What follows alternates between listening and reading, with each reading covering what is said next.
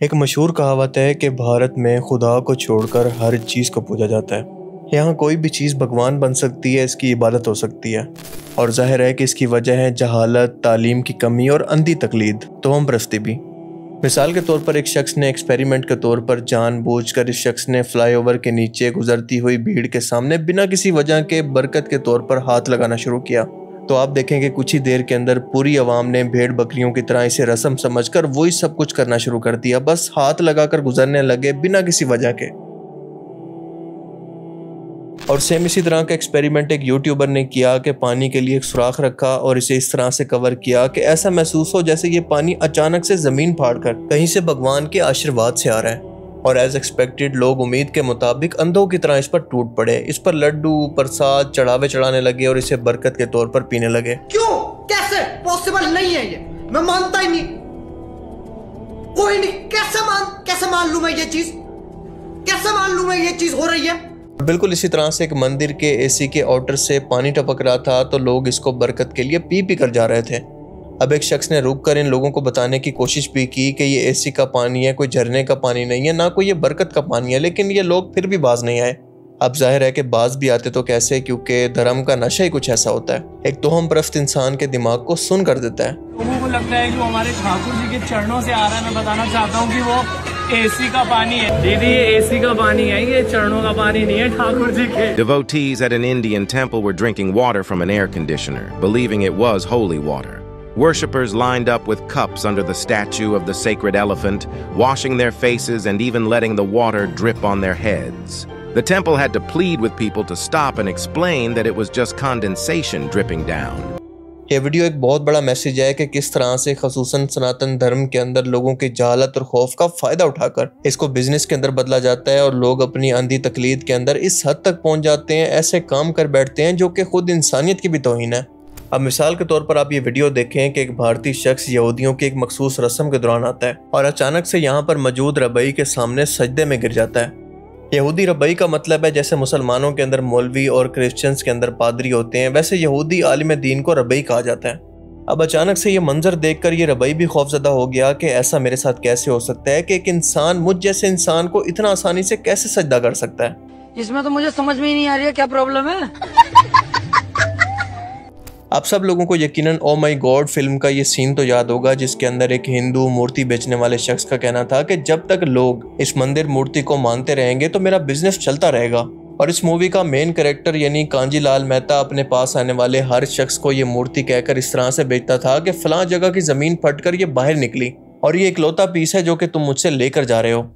और इसकी इसी बातों को सुनकर अंधे मुकल्लिद या फिर अंधे फॉलोअर्स अपना सब कुछ बदले के तौर पर इसको दे जाया करते हैं। ये मूर्ति कहाँ से निकली? अरे मथुरा की जमीन फाड़ के निकलेगी और क्या। जब तक लोग ऐसे खिलौनों में मानते रहेंगे ना तब तक हमारा धंधा चलता रहेगा। अब इस सीन को देखकर मुझे सेम इसी फ्रॉड की याद आती है जहाँ पर ये रिपोर्टर बता रहा है कि कैसे इनकी भगवान की मूर्ति सुबह सवेरे जमीन फाड़ कर बाहर निकली और ये भगवान की मर्जी से हुआ है कि यहाँ पर भी मेरा एक मंदिर मौजूद हो।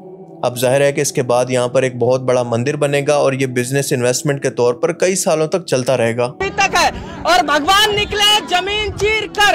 अच्छा कितने बजे निकले? 7:30 बजे। देखिए सुबह के टाइम में भगवान निकले हैं जमीन को चीर कर। अब ये नालंदा जिला में कौन? अब जरा आगे चलें। अब ये हैं बलून भगवान। जी हाँ, ये सब लोग एक गुब्बारे को पूज रहे हैं और इस दौरान इंतहाई जज्बाती हो रहे हैं जैसे ये बलून इनकी दुआएं भी सुन रहा है और इसको बुरा भी करेगा। जाहिर है कि इन लोगों का दिमाग भी इस गुब्बारे की तरह बिल्कुल खाली है।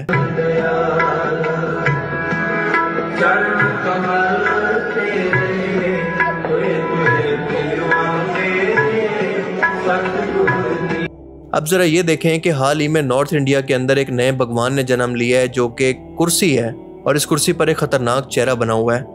अब इसी कुर्सी को दो लोग हाथों में उठाकर बरकत के तौर पर किसी नारियल पर या फिर प्रसाद पर मारते हैं जिससे यहाँ पर मौजूद भक्त उस चीज से बरकत हासिल करते हैं। आप इमेजिन करें कि इन जाहिल और तोम परस्त लोगों के लिए खुदा के वजूद का स्टैंडर्ड क्या है। इसे ये क्या नाम देंगे? God of chairs?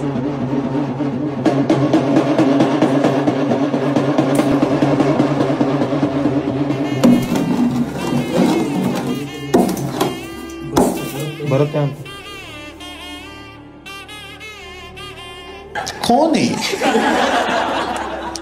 क्यों है? अब जरा ये देखें कि एक सफ़ेद फार्म आदमी है जिसके जिस्म पर एक टैटू भी बना हुआ है और लोग इसको भगवान समझकर सजदे कर रहे हैं, इससे मन्नतें मांग रहे हैं और बरकत हासिल कर रहे हैं। गोरों के लिए यहाँ पर बहुत ही अच्छी बिजनेस इन्वेस्टमेंट का मौका है। अब जरा ये देखें कि ये भारतीय पंजाब के अंदर मौजूद एक गुरुद्वारा है जहाँ पर लोग चढ़ावे के तौर पर खिलौने हवाई जहाज को चढ़ाते हैं ताकि इनका बाहर मुल्क का वीज़ा लग जाए। और इसकी हिस्ट्री की बात करें तो कहा जाता है कि एक बंदे ने ऐसा करके मन्नत मांगी थी तो वो पूरी हो गई और इसका वीज़ा लग गया। तो अब बाकी लोग भी इसी तरह से इसको रस्म बनाकर चल पड़े। पर अच्छी बात यह है कि इन प्लेन्स को खिलौनों के तौर पर शाम को बच्चों को बांट दिया जाता है। अब सेम इसी तरह से तेलंगाना हैदराबाद के अंदर वीज़ा बालाजी मंदिर है जहां पर लोग अपने पासपोर्ट्स और डॉक्यूमेंट्स के साथ आते हैं कि बालाजी भगवान इनके यूएस वीज़ा को क्लियर करवा देंगे। तो हम परस्ती फाइनल बॉस। अब जरा ये देखें कि ये है कोलकाता के अंदर चाइना की काली माता का मंदिर और यहाँ पर प्रसाद के तौर पर और कुछ नहीं बल्कि चाउमीन और फ्राइड राइस चढ़ाए जाते हैं। अब ये है गुजरात के अंदर नरेंद्र मोदी का मंदिर जिसकी बच्चे कैसे पूजा कर रहे हैं, जरा गौर से देखें।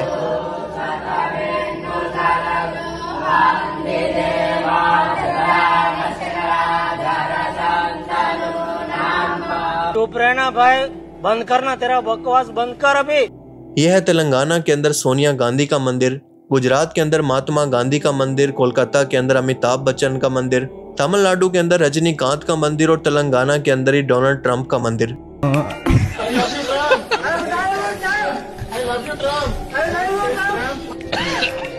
और यही नहीं बल्कि एलियन का मंदिर भी मौजूद है। और अगर आप एलियन की बात पर हैरान हैं तो इन लोगों ने तो आलू को भी नहीं छोड़ा। यकीन नहीं आता तो ये वीडियो देखें जहां एक विचित्र आकृति वाले आलू ने लोगों की आस्था को नया रूप दे दिया है। कि कुछ अजीब सा लग रहा है।